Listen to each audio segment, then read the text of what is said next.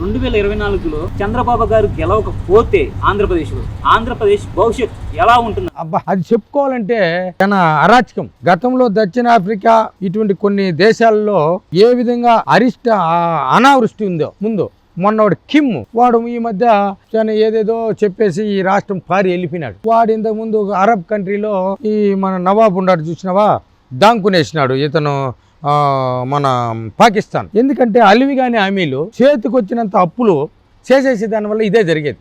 ఎందుకు ఈ అప్పులన్నీ చేసినాడు ఫుల్గా. ఇంకా లేదు, నీ సగం డబ్బు ఏం చేసినట్టు నీ అడ్వర్టైజ్మెంట్కి పెట్టుకునేది. కొన్ని వేల మంది ఉన్నారబ్బా. ఇప్పుడు మా అన్నకో మా జగన్ అన్నకో కొన్ని వేల కోట్లంతా దీనికి పారేస్తూ ఉన్నాడు. ఎందుకంటే యూట్యూబ్ ఛానల్కు ఈ ఫేస్బుక్లకు వీళ్ళందరినీ కొనేసిందే ఈయన గురించి పొగుడుకునేది. దీనికి వెళ్ళిపోతుంది డబ్బంతా. ఇది ప్రజలకు తెల్ల. జీతాలు ఎన్ని వేల కోట్లు పెండింగ్ ఉన్నది, రావాల్సింది ఉంది, ఇవన్నీ తెల్లేదబ్బా. మా జగనన్న చేసేది జగన్ అర్థం కాలే జనాలకు. ఈసారి చూసున్న ఎన్ని ఓట్లు వీళ్ళకి తేల్చేద్దాం ఉన్నాడు. అసలు ఆయన బతికేది దేనికండి? కేసుల నుండి తప్పించుకునేదాన్ని. ఈ కేసుల నుండి తప్పించుకోవాలి రాజకీయం కావాలి.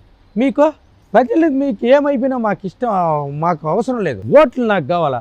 మీకు పావలా బిస్కెట్ మీకు వేసేస్తే మొత్తం నేను కేసుల నుండి తప్పించుకోవాలా. ఈ లక్షల కోట్లు నా బిడ్డలు మేము విదేశాల్లో ఉండిపోవాలా.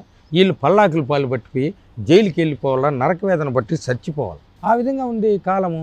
అయితే ఈసారి ఆంధ్రప్రదేశ్ ప్రజలు తాత్కాలిక అభివృద్ధి కోరుకుంటారంటారా, లేకుంటే దీర్ఘకాలిక అభివృద్ధి కోరుకుంటారంట? ఇప్పుడు దెబ్బలన్నీ పడిపోయినాయి ఇబ్బా. ఇంకా వాళ్ళకు ఈపు మీద, తల మీద, పక్కలో, కాళ్ళల్లో ఏమీ అర్థం కాలేదు ప్రజలు. ఇది ఏం జరుగుతూ ఉంది? ఏదో 2-3% ఈ ముందు మహాభారతం జరిగింది కదా. మహాభారతంలో ఈ శకునికి అన్నదమ్ములు ఒక 100 మంది పైన వీళ్ళందరినీ బంధించేసినాడు దుర్యోధనుడు.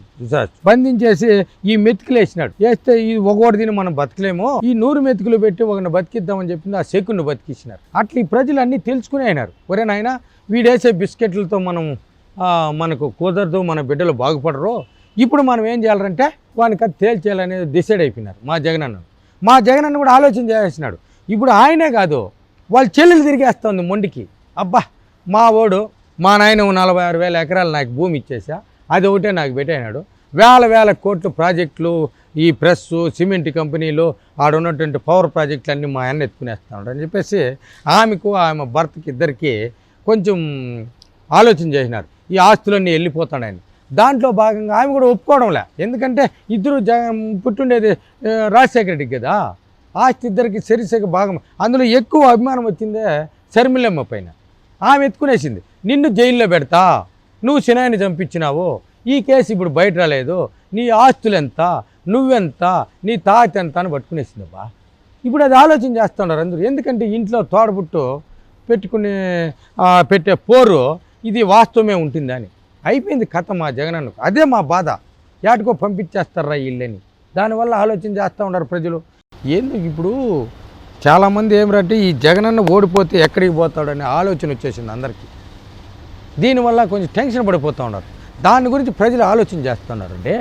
అయితే శర్మిల గారు రీసెంట్గా మాట్లాడుతూ వెన్నుపోటు అంటే వైఎస్ జగన్మోహన్ రెడ్డి అనేసి చెప్తుంది. ఎందుకంటే తండ్రికి ముఖ్యమంత్రిని చేసింది, తనని ఎంపీగా చేసింది కాంగ్రెస్ పార్టీ. అలాంటి తల్లి లాంటి కాంగ్రెస్ పార్టీకి ఎన్నుపోటు పొడిచి నీ స్వార్థ రాజకీయాల కోసం మాత్రమే నువ్వు పార్టీ స్థాపించావు అనేసి శర్మిల గారు చెప్పారు. అదేవిధంగా వెన్నుపోటుతో సొంత బాబాయినే చంపించావని శర్మిల గారు చెప్పారు. అదేవిధంగా సొంత చెల్లిని, తల్లిని వెన్నుపోటు పొడిచి ఆమె ఇంట్లో నుంచి బయటికి గెంటించావు అనేసి శర్మిల గారు చెప్పారు. అలాంటప్పుడు వెన్నుపోటు అంటే మనకి జగన్మోహన్ రెడ్డి గారే గుర్తొస్తారా లేదా?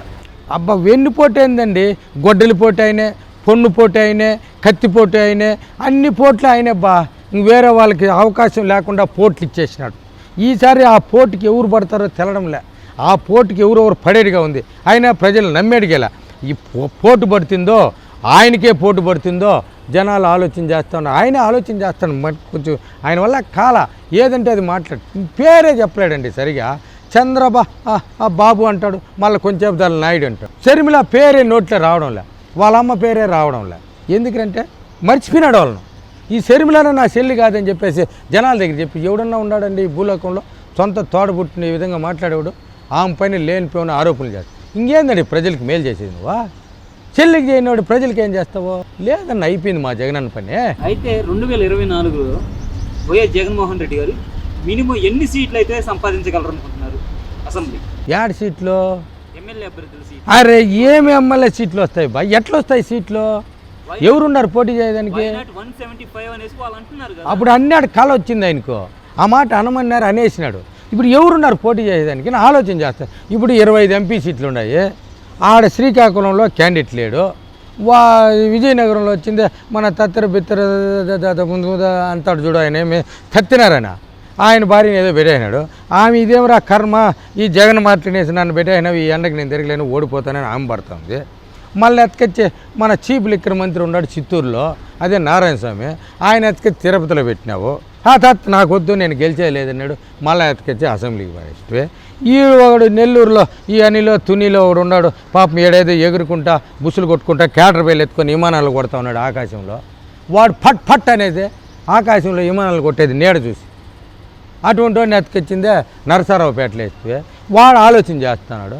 క్యాండిడేట్లే దొరకలేదు ఎంపీలకు, ఎమ్మెల్యేలు గెలుస్తారని ఎట్లా అనుకుంటాడు మా అన్న జగనన్న? అదే బాధ మా జగనన్నకు. ఇప్పుడు నేనే గెలలేకుండా పోతాడు కదా పులివెందుల్లో, మా చెల్లి పోటీ, 2 చెల్లెళ్ళు ఉన్నారు, వాళ్ళు పోటీ చేస్తారు. ఇది ఏందిరని తల పట్టుకునేస్తున్నాడు, ఏదేదో ఆలోచన. పాప మోడీని రమ్మని పిలిపించి ఏదో ఆడికి అగ్గి పెడదామని చూస్తున్నాడు. జరగలేదు మా జగనన్నకు, ఆడ బోనీ కావడంలే. కాబట్టి ఏదో తిరుగుతా ఉన్నాడు, చూస్తారు 2 రోజులు, ఏదో జరగబోతుంది అబ్బా, ఇదే ప్రమాదమా. అయితే వైఎస్ జగన్మోహన్ రెడ్డి తన ఓటమిని అంగీకరించి 2 చోట్ల పోటీ చేస్తున్నాడనేసి మీడియాలో వస్తున్న సమాచారం. అందులో ఒకటి కమలాపురం కాగా ఒకటి పులివెందుల సొంత చెల్లి పోటీ చేస్తుంది కాబట్టి ఇంకొక ఊరిని ఎంచుకున్నారనేసి చెప్తున్నారు. సో జగన్మోహన్ రెడ్డికి భయం అనేది పట్టుకుందా? ఈ రాష్ట్రంలో ఈ ఆడ పోటీ చేయడానికి గెలడబ్బా. ఇప్పుడు కర్ణాటక నుంచి తెచ్చినాడు అనంతపురంలో పోటీ చేసేదానికి. కర్ణాటక నుంచి కావాలన్నా ఏడన్నా ఉందా? వాడు గనులు గిన్నెలు కొట్టేసినాడు శ్రీరాముడు, వాళ్ళ అక్కనో చెల్లిని ఎత్తుకొచ్చి ఆడు పెడతాడు. ఇంకా ఒరిస్సా నుంచి కొంతమందిని పిలుచుకురావాలా, ఈ తెలంగాణ నుంచి పిలుచుకు ఎవరు వచ్చినా ముందు పడడం లేదే. నేను పోటీ చేస్తానని ఒక ఎంపీ కూడా టికెట్ కావాలని అడగడం లేదే. ఎట్లా ఎంపీలు లేదు, ఎంపీలు క్యాండిడేట్లు డబ్బులు పెట్టాలా? నువ్వు ఏడబ్బా గెలిచేదే?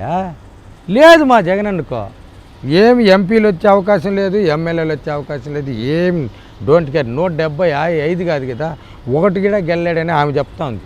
వాళ్ళ చెల్లిలే చెప్తాను, నువ్వు ఏడ గెలుస్తావో నేను చూస్తానంటాను. మనం ఎట్లా చెప్పేదే?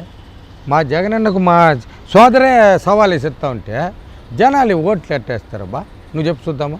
అంటే సొంత చెల్లె జగన్మోహన్ రెడ్డికి పోటీగా నిలబడిపోతుంది అనేసి మీరు అంటున్నారు. అవునబ్బా, వాళ్ళ చిన్నాయన కూతురు మా సునీతమ్మ ఉంది కదా, ఆమె పోటీ చేస్తుంది. ఇంకోడు ఉన్నాడు దొంగ మన అంతకుడు అవినాష్ రెడ్డి, ఆయన మీద ఈమె శరీరం చేస్తుంది. ఏడ నువ్వు గెలిచేదే? ఒకటి ఏడ గెలుస్తావు చెప్పు? లేదు గెలుస్తావు. నువ్వు అసెంబ్లీలోకి పోయినావు అనుకో, ఏడ సమాధానం చెప్పేది నువ్వు? 2 ఉన్నారు మా దళితులు. ఒక అతను మంచి ఫ్రెండ్ నీకు, ఎవరంటే మన కొలకపూడి శ్రీనివాసరావు. ఆయన వచ్చిందే మా బీజేపీలో విష్ణువర్ధన్ రెడ్డి ఉన్నాడు, ఆయనకి చాలా క్లోజ్లే. ఇప్పుడు ఆయనకు మా చంద్రబాబు సీట్ ఇచ్చేసినాడు. రేపు ఆయన వాడు నీకు ఇంకా మిత్రుడు ఉన్నాడు, ఒక మిత్రుడు ఆర్జీవి అనేవాడు, పరమవీర చక్ర వ్యభిచార శిరోమణి ఆ బిరుదు కలిగినటువంటి ఆర్జీవి వాడు. వానితో తగిలినాడు మా కొలకపూడి శ్రీనివాసరావు. ఇప్పుడు ఆయనకు వచ్చింది తిరువూరులో సీట్ ఇచ్చా, అతను కొంచెం కాసుకో ఉన్నాడు. ఇంకో మహాసేన రాజేష్ ఉన్నాడు, నీతో పాటు ఉన్నాడు, నీ వెనకంటూ ఉన్నాడు, నువ్వు చెప్పిందంతా విన్నాడు, నీ పార్టీని గెలిపించేదానికి అనేక విధాలుగా శత విధాలుగా చేసినాడు. లాస్ట్కి అతను తరిమేస్తే చంద్రబాబు సీట్ ఇచ్చా. వీళ్ళిద్దరు అసెంబ్లీలోకి వస్తే ఏం చేసేదన్నా నువ్వు? నీ జనాలు ఈడు క్యాసినోవాడు, కోడి పందేలవాడు లేడు. ఇంకా మన హాటిన్ రాణి ఉన్నది కదా, ఏమే చిలకలూరుపేట చిలకమ్మ, ఆమె రాదు. ఏమో మా ఇంకొక ఆమె జబర్దస్త్ డ్యాన్స్ మాస్టర్ జిగ్ జిగ్ జిగ్ జిగ్ అంటుంటుంది, ఆమె లేదు. ఇంక ఎవరితో పోరాడు, నువ్వు రావు. వీళ్ళు మా వాళ్ళు ఎందుకు చంద్రబాబు తప్పు చేయనాడు, ఇటువంటి వాళ్ళని అసెంబ్లీకి పంపించేస్తాను, నువ్వు రావు. ఈ పోటీ ఏంది, అసెంబ్లీలో ఎవరితో మాట్లాడేది, ఏం చేసేది అర్థమే కావడం లేదే నాకు కూడా. మా జగనన్న చేయని పనికి అసెంబ్లీలో ఏం చేసేది మాకు అర్థమే కాలేదబ్బా. చూద్దాం ఈసారి.